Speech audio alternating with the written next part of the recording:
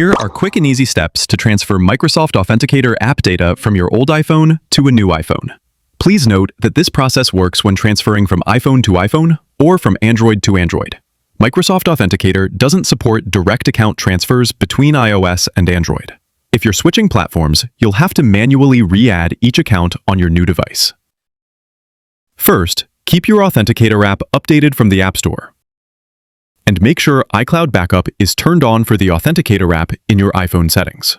To check and enable it, if not already, open the Settings app on your iPhone and tap on your profile name.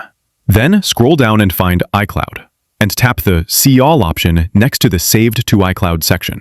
Scroll to the bottom, then turn on the toggle for the Authenticator app. Wait a few seconds or a minute, and make sure Wi-Fi or mobile data is turned on so the Authenticator app data and accounts can back up automatically to your iCloud account. Next, you'll restore your Authenticator app data to your new iPhone. Here's my new iPhone. Download and install the Microsoft Authenticator app from the App Store. Once it's downloaded, open the app from the home screen. Continue through the data and privacy screens. You'll see the direct sign-in option to verify on the new iPhone.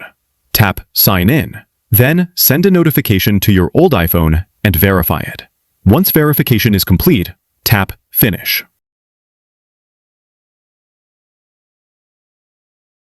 And your Outlook account, along with your other website data, will appear on the new iPhone.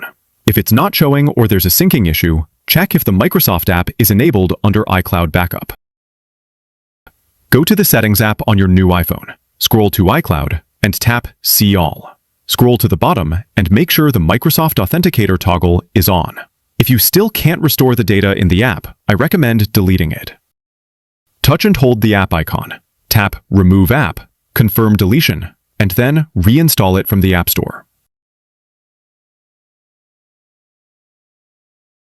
Make sure both devices are signed in with the same Apple ID, so the backup restore works correctly on your new iPhone.